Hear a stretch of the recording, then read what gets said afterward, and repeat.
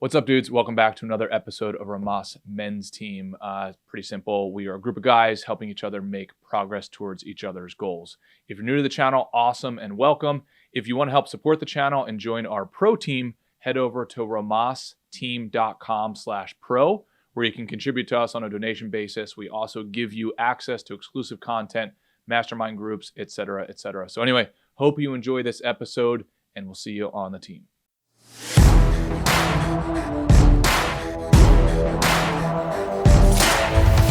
Mr. Larry, what's up, brother?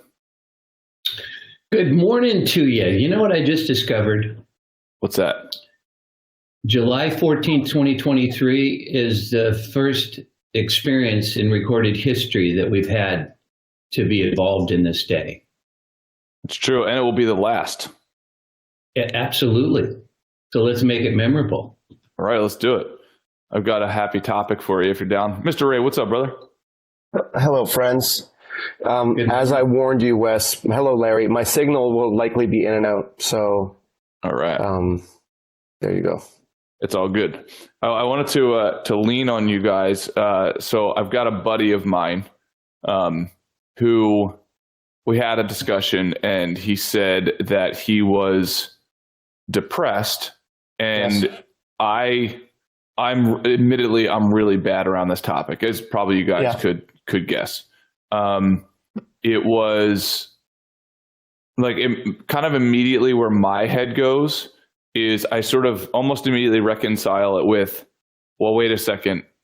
Are you really depressed, or are you exaggerating the definition? Like, are you expanding the definition just to meet what is really sadness or something? Now, like, I'm so depressed that like my favorite show is over for the season. Yes. So I marry that information with, like, wait a second, you do have a tendency of sort of hyperbolizing, and then also just kind of what I've roughly consumed around that word, just from like different books on how many people are diagnosed with depression who really aren't. Like, it seems like antidepressants are given out, sort of like stickers, Halloween candy. Yeah, exactly. Yeah. Like stickers at the grocery store in the bagging line, sort of a thing. And then the third piece of information that I had was he said he was depressed from a recent argument, essentially. And from my understanding, I take the information that Jordan Peterson talked about and said, look, if what you're experiencing is a result of being lower on the competence hierarchy or the social circle, then you're supposed to feel negative, because it's your body's signaling saying, hey, you need to fix something, and that's why you feel bad. The whole like lobster serotonin thing.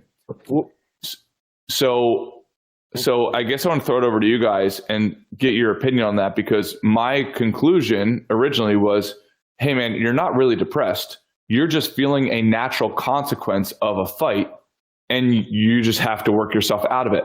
As opposed to what Jordan Peterson says, if everything's going great and let's say there is no fight and you still feel bad for what is seemingly no reason after you talk to a psychologist or a trained professional to identify these things. So, Ray, if you don't mind, I'll ask you to go first, because Sure. You do have experience. You have experience. We've talked about this topic, and you have good service for right now. So let's do it. Yeah. So thank you for the privilege, Wes and Larry. I am one who occasionally suffers from depression, and I don't mean the, like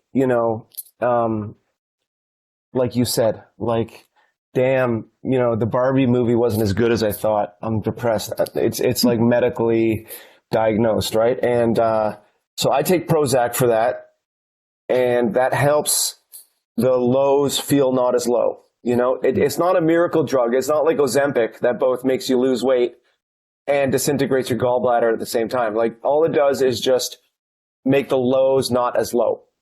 I still need my personal program, right? My exercise, my therapy, my journaling, and all that. The scorecard, this group, connections with others.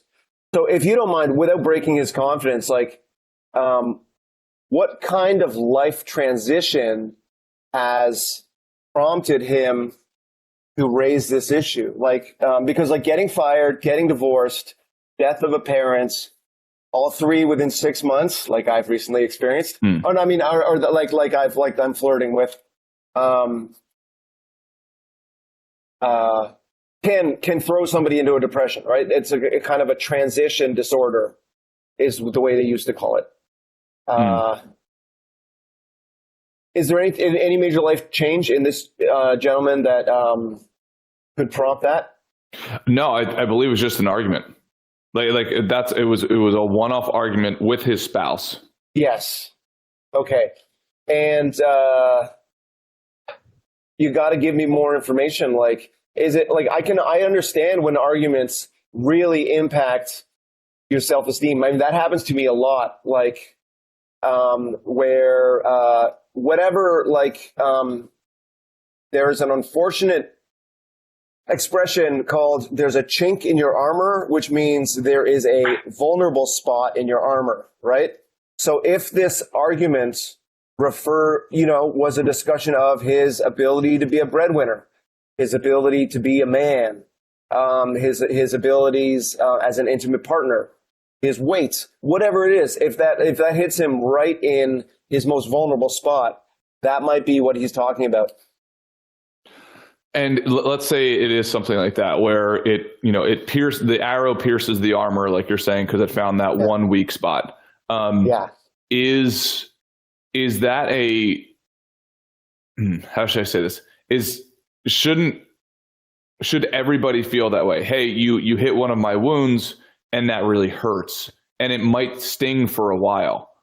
When does that cross over into depression? Like, what are those clearly identifiable things? Well, this is okay. So I would say depression is a medical condition that maybe we have no control over, right? That you can't really, that like some of us can't really do a mind over matter kind of thing, right? There are non-pharmaceutical practices that can assist you in getting out of the rut of a depression, which are basically our scorecard, right?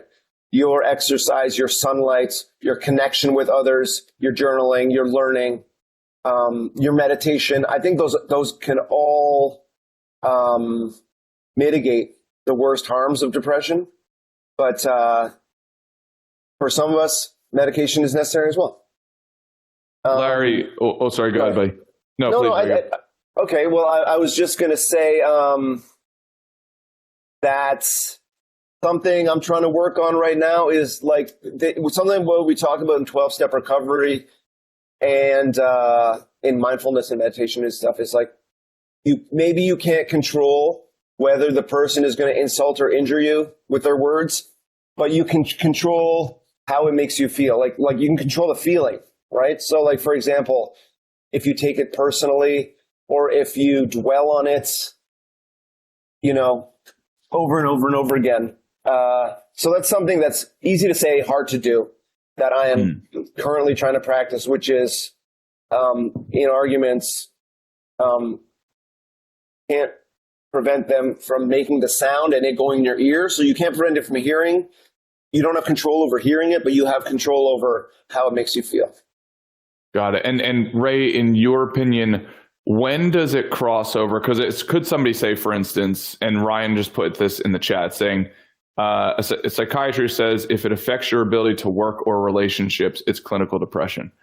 So I guess for me, where that gets a little tricky is like, if I'm sad, could I see how it impacts my work? Of course. It's such a subjective kind of like, like boundaryless kind of definition. That's why half the country is on pharmaceuticals, right? For me.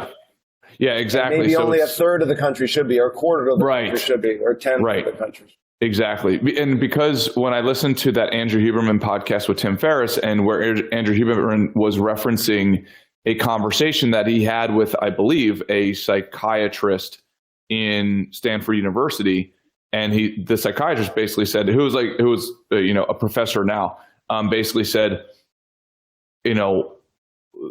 many of the times, and he said like the vast majority of air quotes depression cases would be solved by literally, Ray, what you're saying, right? Yeah. Sunlight, sleep, Diets. healthy practices, etc. Yeah. So that's where, to me, that then gets into the Jordan Peterson conversation of depression. It's like, oh, you're just not doing the practices, which is why you feel bad.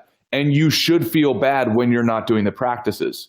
Right. Versus, hey, I'm doing all of the practices and there's something wrong with my hormonal system, and because I still don't feel good. I'm doing all of the things, I'm getting all of the results, but my brain or my biochemistry, I know I'm misusing terms here, is just not catching up to the reality. Yeah, and unfortunately, I don't know if it's the vast majority of times, but unfortunately, often we start with the medication. Right. Right. If we ever even get to the exercise, diet, talk, connection, sunlight, meditation, right? Oh, absolutely. And this, just to pick on one metric here, when I was listening to a podcast not too long ago, one of the physical therapists said he asks patients how much sleep they've been getting, because that's really important for recovery. And he said now he asks them to prove it. It cannot just be a self-reported, oh yeah, I get good sleep. It's like, no, show me your sleep app that shows me you get good sleep, because humans are horrible at self-reporting, particularly when they're in a bad mental state. So I have talked to people. Well, Ray, let me ask you this, if you don't mind just asking. Go. When going through the list of, how comprehensive was the questionnaire for, hey, Ray, let's find out if you are depressed? No, it was, how long is your average doctor's appointment? Oh, yeah. With the doctor, if you're talking about actually with the answer is an hour and a half, but seconds. With the doctor, it's 27 seconds. Yeah. Right. So if I might interject here. Please do, Larry. Yes, please. Even though it's driving me crazy that my camera's on here, not there. But anyway,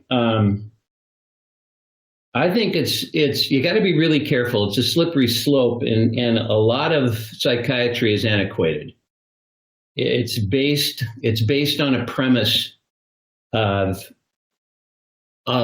something happened to you, and let's find out what that is. And so it perpetuates revisiting, and it doesn't ask the right questions. And what most people do when they're about to get divorced, or they've lost a job, or they've broken up with someone, or someone died, they'll start to reflect on, what have I done?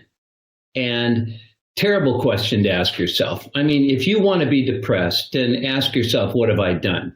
Because now you're the cause of all of this discomfort, what the children are going to go through, what everybody's going to go through. And if you're not depressed, then there's something wrong with you, because you are looping a trail that only ends up in. And then when you talk to a doctor's not a psychiatrist, and a psychiatrist is still trained on antiquated, either Freudian or Rogerian. It's a premise that if I can't make you feel better, then drugs will. And we don't even want to talk about the kickbacks that they're getting for pushing the pharmaceuticals. And we know how powerful the pharmaceutical companies are, but we're so naive, well, I must be depressed, must be clinically depressed. And that's less than 1% of the population is truly clinically depressed. The rest have talked themselves into it. So rather than what have I done, the question one should ask themselves is, what can I do? And what can I do that allows my higher self to show up? Because if we're not practicing bringing the best we have to the party, then what we're doing is we're reiterating our shortcoming. We're reiterating that we're less than. And man, that is a spiral that only leads one to feel less about themselves, not better about themselves. And I'm not talking about giving up accountability. I'm simply saying that if you want to talk about something that has created a lot of discomfort in people, it's they don't know that they're asking themselves the wrong questions. And So we don't know that they asked that question. We just listen to what they have to say, and then based on that, we call them depressed or optimistic or whatever it may be. And that really upsets me. That really is an insult to this remarkable species called the human, and what it's capable of and what it's supposed to be doing and who it really is. It's just like we're living in a third world country that just doesn't get it. And so let's talk about it. Let's make it worse. Instead of helping the person start talking about, okay, boy, that didn't feel very good. All right, do you want that to take place again? No, I'd rather not. Then what do you think we should be doing that we're currently not doing? So let's not go repeat behaviors that got us right back to where we started from and then think we're better now. And so I would too, if I didn't know this loop that we can run in our minds and I was feeling bad, hell, I'd take a depressant. Man, it's socially acceptable. It's not like it used to be where you didn't want to share it with anybody. Now people want to buy it from you. Yeah, which I imagine has pros and cons. It shines light on the topic of, those people who are actually depressed and able to talk about it now. It's more publicly accepted. And also just a quick disclaimer, and everybody, I hope that you guys understand this. Larry as well, and Ray as well. Let me say first and foremost, I am asking this to learn, because I also don't want to go on the other side and sound like some ignorant ape where I'm like, oh, nobody's depressed. Like, what are you talking about? You should never feel, just suck it up. Like I am not saying that. I honestly want to learn. And at the same time, be willing to push a little bit of saying, hey, like my friend is almost using this as like a back off button to everybody around him, which I would almost imagine perpetuates, right, the feeling of sadness or the feeling of depression that he's going through. I find this to be very similar to the common back off button or like the trump card of, well, my feelings are valid. It's like, okay, well then we'll just say that for everything and we'll never address like the real topic, So I almost feel like he might be using this card as that, not maliciously, but then what happens if you tell everybody around you that you're depressed? Everybody either backs off you or they huddle around you as a victim. But again, in either case, you never really solve the underlying problem. So, well, when you say I'm depressed, it's like saying you can't see this pimple on my forehead, can you? And so now what is the only thing we're seeing and hearing from this person? So I totally agree. I'm not talking about put your big pants on and be a man. I think that's bullshit. Be a human, be genuine. But you talked yourself into this feeling, so therefore you can talk yourself out of that feeling. And if it truly is clinical, if it's something that's biochemistry, well, let's give yourself a little assistance until you can get back on your feet. But I think we go to that way too quick. Yeah, well, right to that point, I guess it might be different in Canada. What is the sequence of events that happens for getting prescription? Is it you first go to your psychologist, or I guess your psychiatrist, because those are the ones who can issue medication, or can you literally just go to your primary care physician? Yeah, you can just go to your family doctor, which is what I did. And one appointment 5 years ago, basically.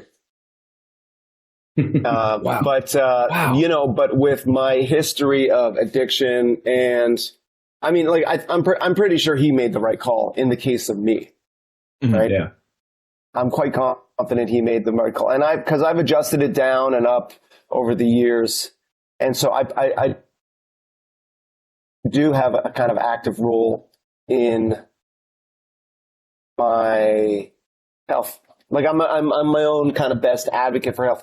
But again, I wish, there's the financial incentives are perverse, right? Where a doctor won't say, sorry, time out, guys. A doctor won't say, Like there's no financial incentive to discuss diet, to discuss exercise, to discuss sleep, to discuss meditation, right? The financial incentives are all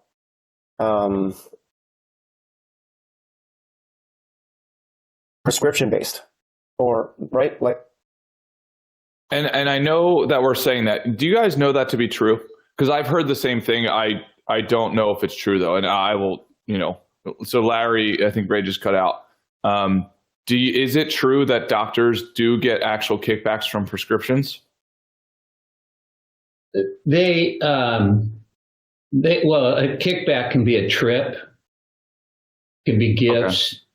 It can be a multitude of things, and it's a variable depending on the integrity of the doctor. The challenge is most MDs are not psychiatrists. They're not trained as specific into the irregularities of not only biochemistry but of our own mind. They're more of a guy that can fix your car, but is not really behind the design of it or the intricacies of how it truly operates. And that's a rough. And I think being a doctor is an amazing thing, and I give all the kudos. But I think too often when you're trying to put as many people through your office as you can because your income is being cut by a variety of insurance companies, you don't have time. You don't have the time to spend. You don't have hours to spend to find out whether this is clinical or if this is just something that someone's talked themselves into because they were told you're a worthless mother and they started to loop it. Maybe I am. I was told that when I was younger, and I'm feeling a little bit less. And so what it does, it's a domino effect, and it triggers all of the weaknesses that we've had impounded upon us since we started paying attention. And then they become truths now because we've had someone who has a medical degree go ahead and now affirm all of this. That's all we need. Oh, sorry, go Larry. Well, go ahead. So if we walk through, let's use Ray as an example. And I think MFG would actually be, I'd love to get his opinion on this. So MFG will bring up to speed real quick. MFG is just joining. For those of you who are just listening and not watching, a friend of mine got into an argument with his spouse. He and I are having a conversation probably a week later, and he is saying that he's depressed. So then I am horrible when it comes to this kind of thing, because usually my mind goes to like, okay, are you actually depressed, or are you just sad as a result of a normal consequence of something bad that happened?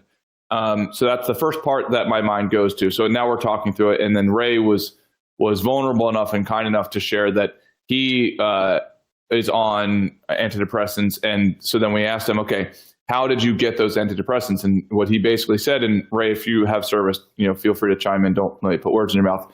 He basically was saying, hey, I went to one doctor's appointment, and it lasted, he said you could count the seconds basically. And now that was one doctor's appointment 5 years ago, and now I'm on a prescription for antidepressants. So I hear that, and it kind of feeds into my thought process about this. So I guess first and foremost, it's like, how can we as men who know nothing really about this, at least I have no idea, but I would say a normal man. So how do I use the knowledge of what I know and having conversations like this?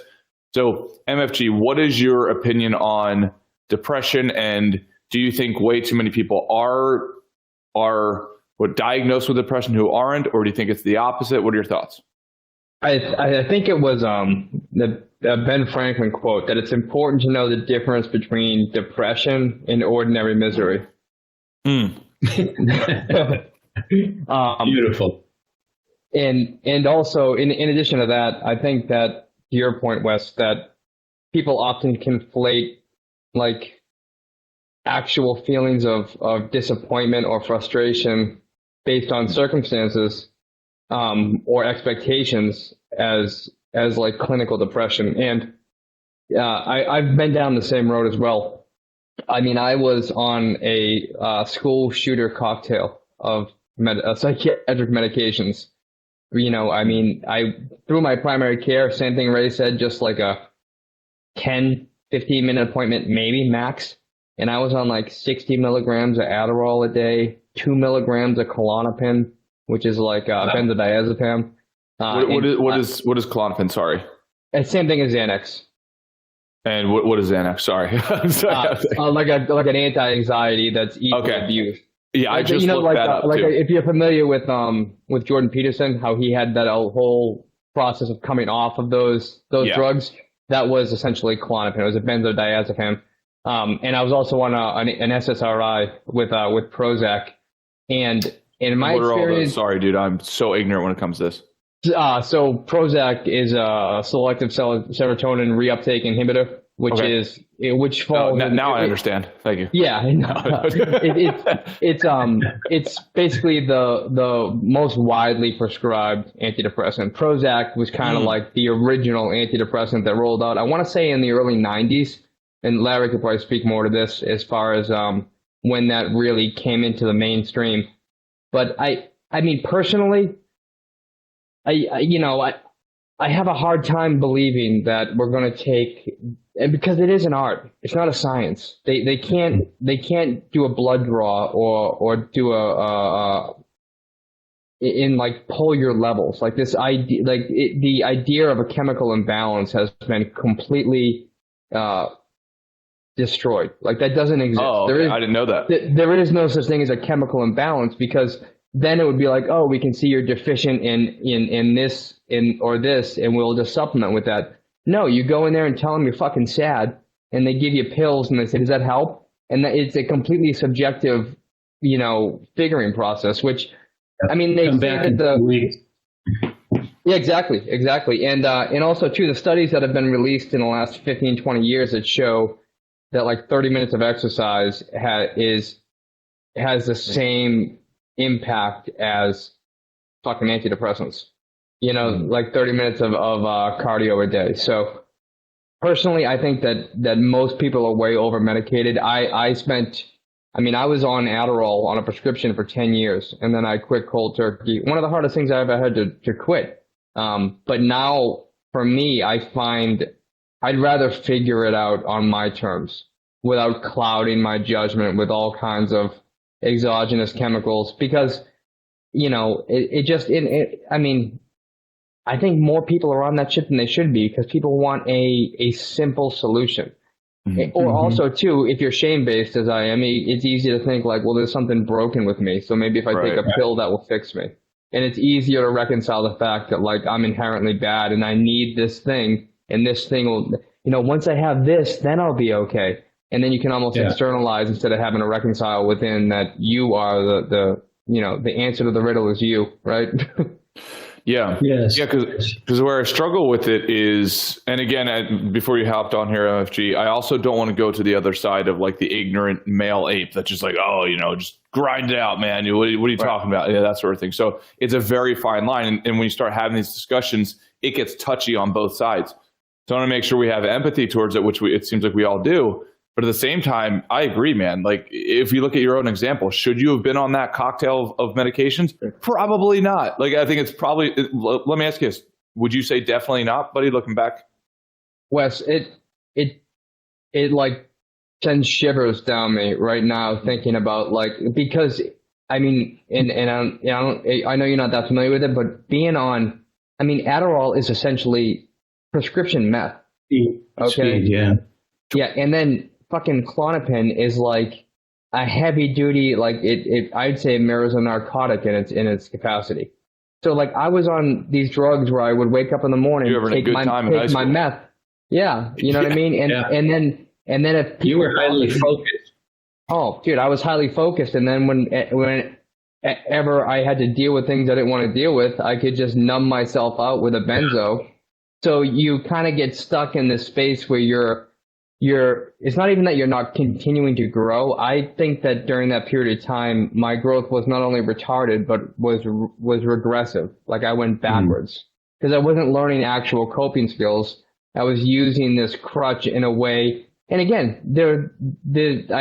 there are applications where they are necessary and people need them and all that shit. I'm not discounting them completely. However, I think the just to make that part of your daily routine has dangerous implications for most people, at least for myself. You know, I'm sure you guys will agree with me or not. The challenge that many people who find themselves as experts, and that sometimes has a doctor in front of it, is preconceived notions.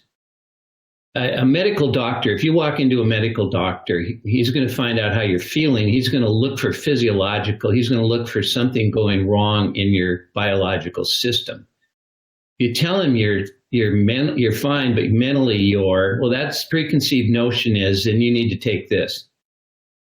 You know, I've got several patients waiting out there. They don't have time, as we mentioned earlier, to have any kind of discussion, to peel the onion a bit, to maybe refer you to someone who has the expertise to be able to determine the difference.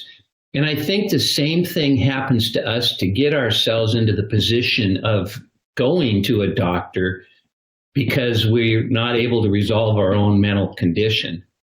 And that's where the catch-22 comes into place. You know, MG is not feeling good about himself, and rather than finding and figuring out why and what we could be doing to break that loop, he's given stuff that only perpetuates his anxiety.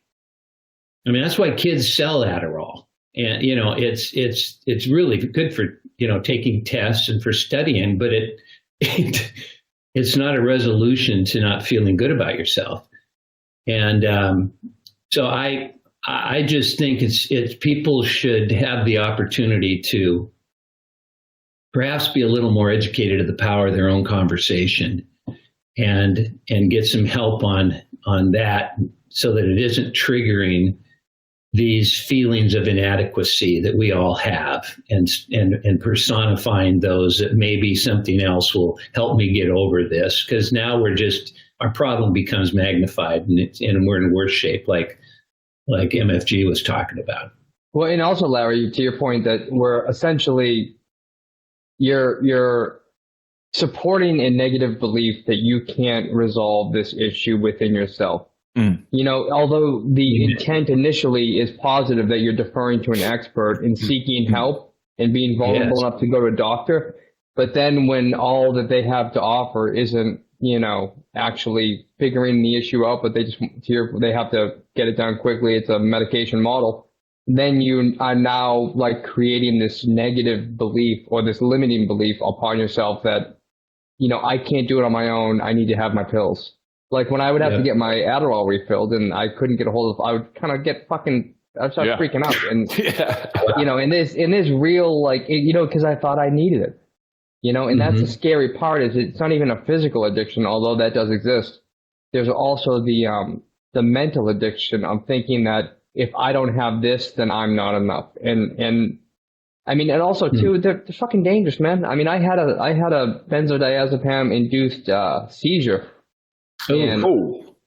Yeah, while I was driving, and I hit a parked car doing like 60 miles an hour. My head went through the windshield. Like fucking extremely. It was real bad. It's just you know. So there's you know, and also too, I don't know what I had the propensity to abuse things anyways. I was a former fat kid. I couldn't put peanut butter down, and they gave me fucking prescription meth.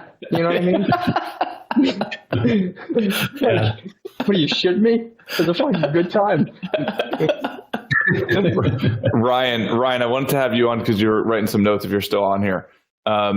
You said hanging out with somebody who has catatonic depression or depression included psychosis or depression induced psychosis. That's real depression.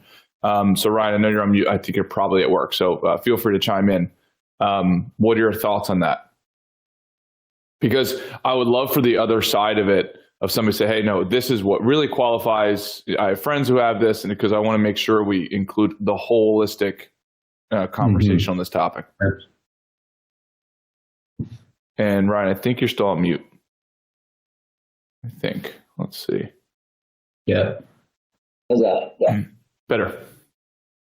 Okay. So yeah, it's just like there is a scale, there is a spectrum of it, and if you ever work in an inpatient psych unit, you can really see real depression where it's shutting down your neurology. You can't move, you can't eat, and if everybody had a little bit of experience with that, go volunteer at a psych unit and help out, and then you can see how real your depression is, or how much you're mythologizing it. So you can wear it like a badge of honor, like, oh, I've been depressed before. Right. I went through the same thing pretty recently. My wife and I were having this huge fallout argument, and I did fall into a state of depression for a good month or two, because we were talking about our marriage and the stability of it, or the instability of it all. And so, yeah, that was pretty gut wrenching at times. And I'm not on any medication. I just go to the gym, and that's all I really need right now. And just like that, plus now we're doing couples counseling, and it's really helping. So my heart goes out to your buddy. It's tough when you're in it, have any sort of network or any understanding of psychiatry. But I don't know, maybe the ways that you can find that you can, stay involved with him and have the time and patience to listen to him, because a lot of people really won't listen, and you're kind of trained as a psychiatrist or a psychologist. Psychologists are a little bit better, but they have this thing where they try to avoid, what's the word? Shit. Larry, help me. Leading the witness. Say that again? They try to avoid leading the witness. No, they try to avoid the effect of listening and helping, affecting their own psychology. So if you listen to people enough, Jung came up with a term around it. I can't remember what it's called now that I'm talking about it, but it's it rubs off on you, and if you want to be in it for a long time, you avoid it. You avoid going in depth with people, taking the time to be with them, because it rubs off on you, and you'll quit. And I did. I quit because I didn't care. I said, no, I'm going to spend more time talking with somebody, and it'll fuck me up. But that's the trade-off. Somebody else's suffering is resolved by somebody else maybe going into that with them a little bit. What's the damn word? So I think I understand what you're saying, Ryan. Let me know if I'm off here. I think what you're saying is we have to be somewhat careful when talking to somebody about this, and that psychologists and psychiatrists are specifically trained to be able to navigate that conversation without themselves being also now sucked into that particular emotion to an unhealthy degree. Is that what I'm hearing from you, bud? Yeah, it's because if you really want to, people feel it when you're actually feeling something with them, and they can tell the difference when you're just being scoffed off by somebody, because that's what a depressed person experiences all the time, is people being like, yeah, whatever, man, or like, I don't have time for this. So it's if I figure out the word, I'll post it in the Discord. It's going to kill me now. Is it a mess? But yeah, it's this phenomenon in psychiatry, is that you keep yourself at an arm's distance so that you don't actually ruin yourself in the process. There's an association that gets created, an identification. I worked in college in a rehab facility back in the 60s, where if someone came in OD'd on acid, they'd incarcerate them. Now imagine that. So we got together with the police force and got them to bring them to us so we could talk them down. And my first client was a young man that was brilliant, who had taken 4 hits of acid, which I had conversations with them, and he overcame every avenue that I explored to help him recognize what he was going through. And by the 24 hours when we were done, he got up and said, "Thank you very much." And that was my last day. Because I had assimilated so much of what he was sharing with me. And I was not trained to be able to create that buffer, to understand the filter of not taking on and not asking myself all those same questions that he was dealing with. And I understand what Ryan's saying. I mean, if you aren't well trained and have a great sense of self, you can really succumb to it. So you've really got to create distance, but yet be compassionate. And it's a novel idea. Pardon? Because you're absolutely right. And so one thing that I find helpful is I foster really open and vulnerable, mutual relationships with friends that are going through similar challenges. Because then that way, like my buddy Mike, I can call him, when I'm spinning out, and he'll talk me down. And he doesn't have to keep that buffer from me. In the same way, I can be there for him without having to have that buffer, because it's not a professional set. I'm not doing it 8 hours a day for a bunch of different people. It's like when we can be that for others, and then they can be that for us, sometimes it's more advantageous than seeking out the professional help, at least in my experience. And I've done both. And it's kind of counterintuitive, but I found more from this group and from, fostering those, friendships and relationships that are truly like-minded growth mindset individuals that are on the same plane, that understand the circumstances. And by the way, I've spent probably the most money on psychiatric stuff. I mean, in 2014, I spent $25,000 to go to a 2-week intensive outpatient program in Scottsdale, Arizona, which is great, but I've pursued all fronts, and there's something about the peer-to-peer aspect of it, as long as but that's dangerous too. So I should be mindful how I speak on that, because if two people aren't, in a good place, then they can kind of bring each other down as well. So. Well, and to wrap this up, one piece, because I know that one of the common things, it seems like, is hey, I know what you guys are saying, or we're at least implying, and then I should do this. I should get more sleep. I should go and I should get exercise. I should drink my water. I should do all these things. But that's the thing, the depression won't allow me to do that. Now, what comes up for me is Tim Ferriss and Andrew Huberman talking about mood follows action, not the other way around. Like, of course you don't want to do that if you don't feel like it, but if you start doing it, then you will feel like it. So that's my personal perspective on that. Again, this is outside of what Ryan is referring to formally, clinically, like absolutely non-negotiably, obviously depressed, can't even move, that sort of a thing. So I'll put it on the table one more time and we can wrap it up. Larry, what are your thoughts about that? Hey, I could do all these things. I could do the scorecard. I could do all those things, but the depression won't allow me to do it. What are your thoughts?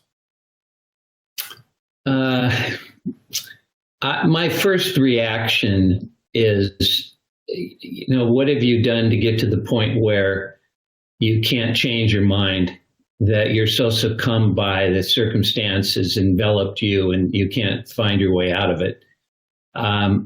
I just would be careful not to drug my way out of it, because you're now going into something that's even far deeper than what you're trying to escape from. Mm-hmm. And I do see the value of a drug if you've had the right education. And I think the best thing is find someone who, like Mike was talking about, that believes in you, that listens to you. And yet, like, what do we call our friends? It's somebody who gets in our face when we're not taking good care of ourselves. And that can happen mentally as well. What the hell are you doing? You know, is that the person you want to spend the rest of your life with if you keep having these same arguments? And you start talking about it, because if you could have talked about it with the person you're having the arguments with, you may have found some resolution.